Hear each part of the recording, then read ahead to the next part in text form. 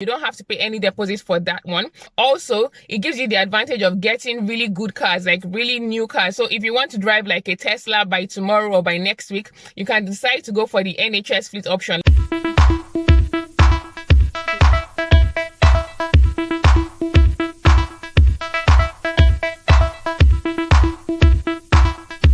Hi guys, my name is Laju. If you're new here, you are highly welcome. If you're a returning subscriber, thank you and welcome back. I usually like to do a lot of research, especially if I'm getting into something for the first time. But what I like more is sharing my findings with you. So today I'll be sharing with you finance options when buying a car in the UK, especially if you're buying a car for the first time.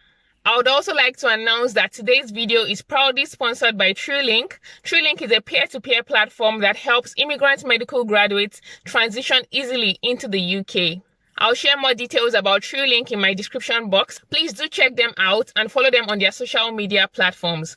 Number one on my list of car finance options, which is no-brainer, is paying by yourself, which can be by cash, either cash, credit card, or debit card. Now, paying by cash is a bit risky because you can't really track it and you don't want to be carrying a lot of money around. So paying by debit card or credit card, those are the other options, but you pay at once. And with this, no extra cost is incurred, no interest is incurred. You may even get a discount if you pay for the car at once. Obviously, if you can afford it, why not? If not, you can just pay for your car and move on. The car is yours. You don't owe anybody anything anymore. Like I said, you may want to consider paying with your debit or your credit card. With your debit card, you may be able to track it in case anything goes wrong. There's something called the chargeback scheme whereby your funds are protected if you pay with your debit card. But a lot of people think, oh, how can I afford to buy a car at once? Like, that's a lot of money. But the truth is, except you're planning to buy a brand new car, which most times is very expensive, but it's amazing to find out that you can get really good used cars in the UK without having to spend all your life savings. The second car finance option, which is getting a car lease. Now, in the UK, there are two common categories of this, and I'll be talking about them while I compare them. Now, the first one is the HP, called the hire purchase, while the second one is the PCP, called the personal contract purchase. Now, both of them are similar, but they also have obvious differences. For both of them, an initial deposit is required, so you have to put down a deposit. It doesn't necessarily have to be a lot of money. It depends on what you can afford. Another similarity they both have is that for both of them, an interest is accrued. This is because you're not paying for the car at once. So an annual percentage rate to be added. So you have to be aware of this. So if the car is like 6,000, for instance, if you're paying for it at once, you pay the 6,000 or even less, you may get a discount. But if you're taking the car lease options, an interest will be added to it. So instead of the 6,000 that you have to pay at once, you may be paying like 8,000 within a period of 2-3 years or more. So it depends on you. So for the HP, what happens is the total cost of the car is spread out into smaller amounts. So every month you pay something, you pay the total cost of the car, but you pay it in smaller amounts. Now you have to agree with your finance company what works best for you. So they will give you the rate whether you want to pay everything in 2 years, 3 years, 4 years, 5 years, and they will let you know the cost. The longer the years, the more interest will be accrued, obviously. But at the end of the HP finance option, what happens is that the car becomes yours. So if you decide to pay for your car within 2 years, after 2 years, the car is yours. Whether it is 3 years, the car becomes yours. Compared to the personal contract purchase. Now, for the personal contract purchase, like I said, you still have to pay an initial deposit. Also, there's an interest accrued on it.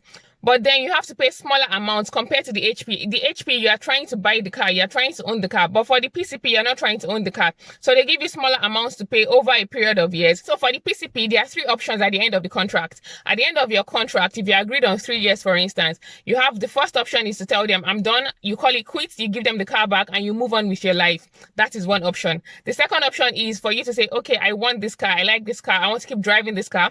So what you have to do is you have to pay the remaining money of the car. So because you've been paying smaller amounts, you've not really been paying the value of the car. So what happens is they now give you what they call a balloon payment. So you have to pay the remaining deposit of the car. It's called the minimum future guaranteed value of the car at that time. So you have to pay that money. Or the third option is, okay, I don't want this car, but I want another car. So you can part exchange the car for a cost, for a fee. So those are the 3 options for the personal contract purchase. Now, the personal contract purchase, it has the advantage of flexibility. You know, if you're buying a car and you don't know if you want to keep driving the car for 3-4 years, you don't know how long you want to drive the car. you may consider the PCP option instead of the HP, because the HP is guaranteed the car becomes yours at the end of the contract. But for the PCP, the car is not yours. You need to decide if you want the car.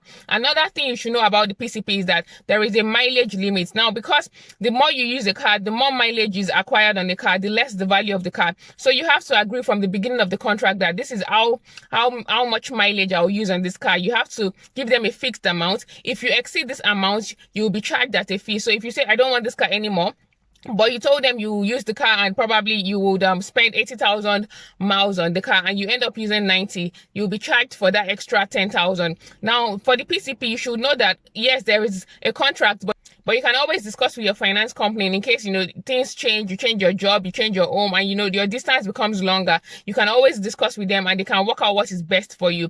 But that is one of the cons of the PCP. Unlike the HP, nobody really cares about your mileage. You can drive as long as you want. But for the PCP, you need to agree on a set mileage and you need to try not to exceed it, because if you do, you would have to pay for it. It may not be a lot and it depends on how much extra mileage you use. So that's it for those two options. Now, there is another car lease option, but this is mainly for NHS workers. So if you're working with the NHS, you may have heard about the car fleet solutions, car fleet option. So it is also a car lease option. For the NHS fleet option, there is no deposit required compared to the HP and the PCP. You don't have to pay any deposit for that one.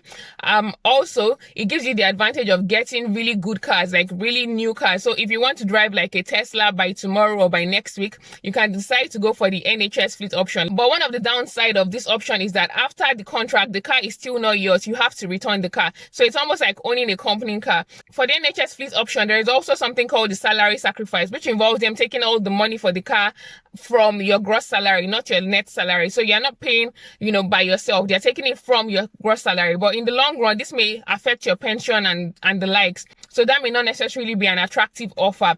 But the NHS fleet option is attractive because it also covers the car insurance, the car maintenance, even the car tax. So this is one option that you may want to look into and ask your NHS trust about it if you think you want to consider this. So these are the car finance options that I've found out about. If there is any more, please feel free to share in the comment section and, let us know about it. But on my part, this is from me to you. Like I said, this video is sponsored by TrewLink. Please do check out TrewLink and subscribe to their channel.